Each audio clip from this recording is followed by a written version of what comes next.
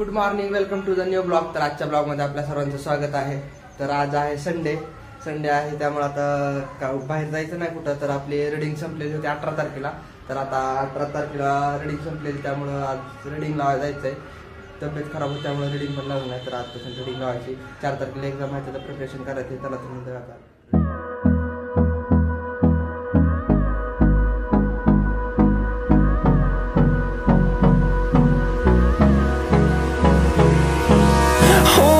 close till I get up. Time is barely on our side. I don't wanna waste what's left. The storms we chase are leading us, and love is all we'll ever trust. Yeah, no, I don't wanna waste what's left. मित्रांनो, रिडिंगवर आलेलो आपण. रिडिंगवर आल्यावर एवढी येतं त्या coordinator सोबत बहस झाली की त्यानं माझा 18 तारखेला महिना संपलेला होता. त्यामुळे मी सांगून पण गेलो होतो सीट रिझर्व होती, माझी रिझर्व केलेली होती. तर त्यामुळे त्यानं म्हटलं की डबलच पैसे भरावं लागतं ह्या महिन्याचे. कन्व्हिन्स करून कसं तरी त्याला हे केलं. तर चला आता जाऊया डबलवरती रिडिंगला. A few moments later. तर रिडिंग झाली. आता दुपारचा जेवणाचा टाईम झाला होता, त्यामुळे आता जेवणाला चाललो. आता 12:30 वाजलेत. आणखी जेवण करून येऊन आणखी लॅबला पाहायचं आहे. तर चला दाखवतो आज मेसवर काय बनवलं, काय खायला ते दाखवतो तिकडे गेल्यावर. चला.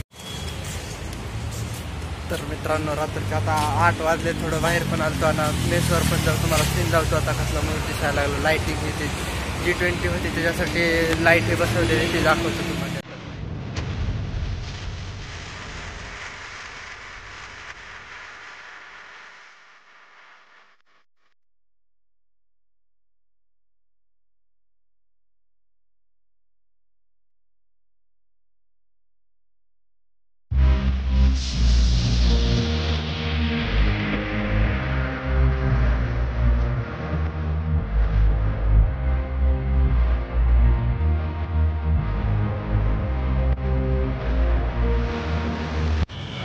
तर आता मेसवर पोचलेला आहो. पण आता मेसवर पोचलो, पण आता इथं असे दोस्त बघायला भेटले ज्यांचं आता म्हणजे ते म्हातारे झालेले होते. जस्ट 30 वर्षानंतर सारे क्लासमेट भेटलेले होते.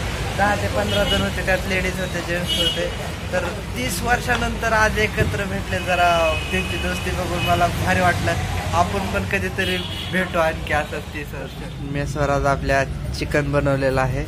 तर चिकन आज मेसवरचं जेवण करून खायचं आहे.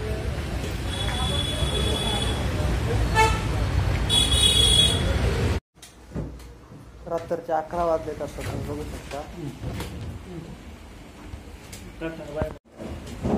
तर मित्रांनो, सध्या आता 11 वाजलेत. लायब्ररी पण बंद झालेली आहे.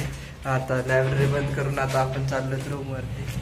तर मित्रांनो, आता लायब्ररी बंद झालेली आहे आपल्या. आता लायब्ररीवरून आता आपण रूमवर चाललो. संध्याकाळचे आता 11 वाजले. तर तुम्हाला एक किस्सा सांगायचा राहिला की दुपारी जेवण करून आल्यावर संध्याकाळी गावाकडल्या मित्राचा फोन आला. मग फोन आल्यावर त्यांनी जस्ट पूर्वाच्या आवाजामध्ये आवाज काढून मी तुमचा लय मोठा फॅन आहे असं तसं बोलत होते. असं मला अचानक पहिल्यांदा खरंच वाटलं की कोणत्या मुलीचा फोन आला, माझे फॅन आहे ते. तर पुन्हा आवाजावरून थोडं ओळखून आलं. तर एस के आहे तो पण हा ब्लॉग बघतोय आज संध्याकाळी. तर के भाऊ, लक्षात ठेवा तुम्ही ब्लॉगमध्ये आला तसे असे येडेचाळे करू नका पुढे पुन्हा सोबत.